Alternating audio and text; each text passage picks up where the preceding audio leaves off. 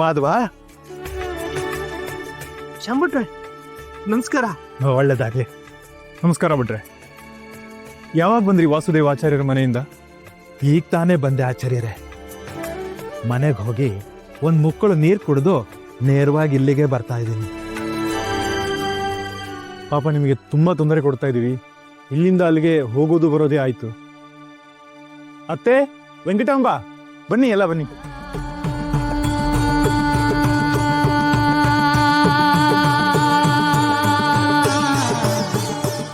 ಆಚಾರ್ಯರನ್ನ ಭೇಟಿ ಮಾಡಿದ್ರ?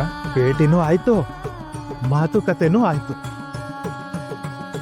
ಈಗ ಅವರೇ ನಿಮಗಿಂತ ಅವಸರವಾಗಿದ್ದಾರೆ.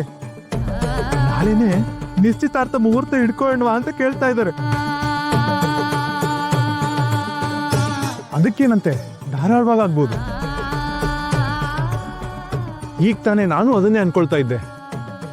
ನಾಳೆ ಶುಕ್ರವಾರ, ಪಂಚಮಿ, ದೇವ ಮುಹೂರ್ತ. ಏನ್ರಿ ಆಗ್ಲೇ ಮುಹೂರ್ತ ಅಂತಿದ್ದೀರಾ? ಭಟ್ರು ಹುಡುಗಿ ಮನೆಯಿಂದ ಒಳ್ಳೆ ಸುದ್ದಿ ತಂದಿದ್ದಾರೆ. ನಿಶ್ಚಿತಾರ್ಥ ಶಾಸ್ತ್ರನ ನಾಳೆನೇ ಇಟ್ಕೊಳ್ಳೋಣ ಅಂತ ಹೇಳಿದಾರಂತೆ. ಅಯ್ಯೋ, ಅದ್ ಹೇಗಾಗತ್ತೆ ರೀ? ಎಲ್ಲ ಒಂದೇ ದಿನದಲ್ಲಿ ಹೊಂದಕ್ಕಾಗತ್ತೆ? ಹೊಂದ್ಸೋದು ಅಂತ ಏನಿದೆ ವೆಂಕು, ಎಲ್ಲ ಮನೇಲಿ ಇರೋದೇ ಅಲ್ವೇ. ಒಳ್ಳೆ ಮುಹೂರ್ತ ಇದ್ರೆ ಆಗ್ಲಿ ಬಿಡು. ಹೌದು, ಅವ್ರಾಗೆ ಹೇಳ್ ಕಳ್ಸಿದಾರೆ ಅಂದ್ಮೇಲೆ ನಾವ್ ಆಗಲ್ಲ ಅನ್ನೋದು ಬೇಡ. ನೀವು ನಿಗದಿ ಮಾಡ್ಕೊಳ್ಳಿ ಬಾಬಾ, ಏನು ತೊಂದರೆ ಇಲ್ಲ. ಎಲ್ಲ ವ್ಯವಸ್ಥೆನೂ ನಾನೇ ಮಾಡ್ತೀನಿ. ಇನ್ನೇನು, ಎಲ್ರದ್ದು ಒಪ್ಪಿಗೆ ಇದೆ ಅಂತ ಆಯ್ತಲ್ಲ. ಭಟ್ರೆ, ಶುಭಸ್ಥ ಶೀಘ್ರಂ ಆಗ್ಲಿ ಬಿಡಿ. ಅಂದಹಾಗೆ ಮನೇಲೇನೋ ಅಶುಭ ನಡೀತು ಅಂತ ಕೇಳ್ಪಟ್ಟೆ, ಹೌದೇ?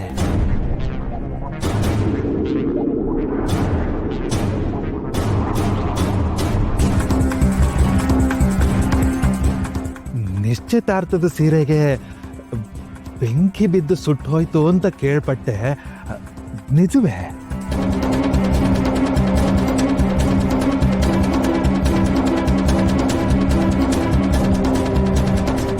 ಇದನ್ನ ನಿಮ್ಗೆ ಯಾರು ಹೇಳಿದ್ರು ಭಟ್ರೆ? ಗಜೇಂದ್ರ ಆಚಾರ್ಯರು ಹೇಳಿದ್ರು. ಗಜೇಂದ್ರಾಚಾರ್ಯನಿಗೆ ಈ ವಿಷಯ ಗೊತ್ತಾಯ್ತು? ಇದು ನಮ್ಮ ಮನೇಲಿ ನಡೆದಿರೋ ವಿಚಾರ. ಮನೆಯವ್ರು ಬಿಟ್ಟು ಬೇರೆ ಯಾರಿಗೂ ಗೊತ್ತಾಗಕ್ಕೆ ಸಾಧ್ಯ ಇಲ್ಲ. ಸಾಧ್ಯ ಇದೆ.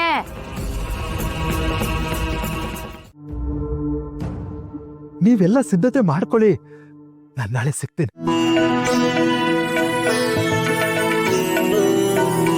ನಾನೇ ಬರ್ತೇನೆ.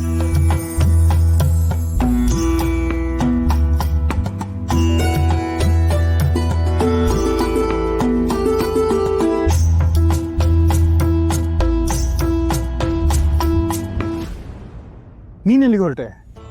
ಬಾವಾ, ಆ ಗಜೇಂದ್ರಾಚಾರ್ಯ ಎಂದು ಅತಿ ಆಯ್ತು. ಅವ್ನು ಸರಿಯಾಗಿ ಬುದ್ಧಿ ಕಲಿಸ್ಬಿಟ್ಟು ಬರ್ತೀನಿ. ನಿಂಕೋ.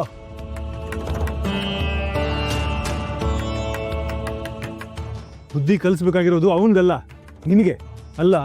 ಕೊಚ್ಚೆ ಅಂತ ಗೊತ್ತಿದ್ರು ಅದ್ರ ಮೇಲೆ ಕಲ್ಲು ಹಾಕಿದ್ರೆ ಅದನ್ನ ಬುದ್ಧಿವಂತಿಕೆ ಅಂತಾರಿಯೇ? ನೀನ್ ಹೋಗಿ ಈ ವಿಷಯ ತೆಗೆದು ಗಲಾಟೆ ಮಾಡಿದ್ರೆ ಸತ್ತು ಹೋಗಿರೋ ಸುಳ್ಗೆ ನೀನೇ ಜೀವ ಕೊಟ್ಟಾಗೆ. ಅದು ಊರವ್ರ ಕಿವಿಗೆಲ್ಲ ತಲುಪಿ ಸುದ್ದಿ ಆಗುತ್ತೆ. ಬೇಕಾದು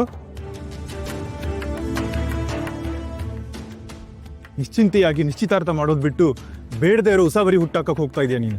ನಾಳೆಗೆ ವ್ಯವಸ್ಥೆ ಮಾಡೋದು ನೋಡು. ಆಯ್ತು ಬಾವಾ.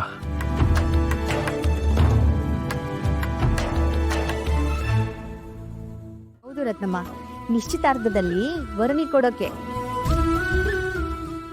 ನೀವು ಹುಡುಗಂಗ್ ಹಾಕಿದ್ಮೇಲೆ ಅವರು ನಮ್ ಸರಸ್ವತಿಗೂ ಹಾಕ್ಬೇಕಲ್ವೇ?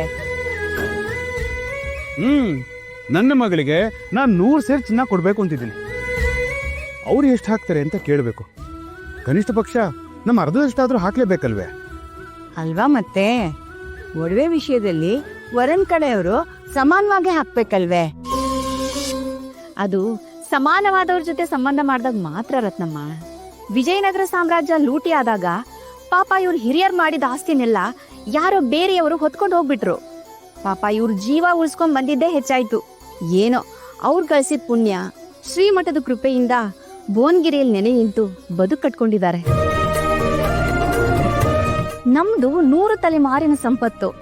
ಹೋಗಿ ಹೋಗಿ ನಮ್ ಸರಿ ಸಮಕ್ಕೆ ಕೇಳಕ್ಕಾಗತ್ಯೆ? ನಾವೇ ಇಷ್ಟಪಟ್ಟ ಸಂಬಂಧ ಅವ್ರು ಕೊಟ್ಟಷ್ಟಕ್ಕೆ ತೃಪ್ತಿ ಪಡ್ಬೇಕಷ್ಟೇ. ಅಪ್ಪ ಅಂತಸ್ತು ಅಂತಸ್ತು ಅಂತ ಉಪ್ಪರಿಗೆ ಮೇಲಿದ್ಲು ಅಮ್ಮ, ಈಗ ಸರ್ ಅಂತ ಕೆಳಗಿಳಿದು ಬಿಟ್ಟಿದ್ದಾಳೆ. ಇದೇ ನೋಡು ಈ ಸಂಬಂಧದ ವಿಶೇಷ. ನಿಂದೇನೆ ವರಾತ?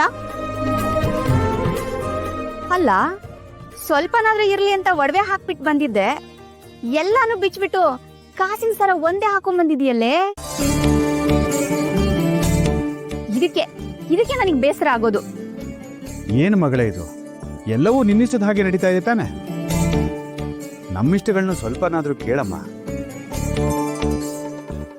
ಇರೋಳೊಬ್ಳು ಮಗಳು ಅಲಂಕಾರ ಮಾಡಿ ಕಣ್ತುಂಬ ನೋಡ್ಬೇಕು ಅಂತ ನಮಗೂ ಆಸೆ ಇರೋದಿಲ್ವಾ? ಅಲಂಕಾರ ಮಾಡಿಕೊಂಡು ಮನೆ ಮನೆ ಸುತ್ತು ಕೋಲೆ ಬಸವನ ಆಡಂಬರಕ್ಕಿಂತ ಸರಳವಾಗಿ ಒಂದೇ ಕಡೆ ಇದ್ದು ಹಾಲು ಕೊಡೋ ಗೋಮಾತೆ ನನಗೆ ಇಷ್ಟ ಅಪ್ಪ. ಅದೆಲ್ಲೇ ಕಲ್ತೆ ಇಷ್ಟೊಂದ್ ಮಾತು? ಮಾತಿನ ಮಾತು ಜೋಡಿಸಿ ಬಾಯಿ ಮುಚ್ಚಿಸ್ಬಿಡ್ತೀಯ ನೋಡು.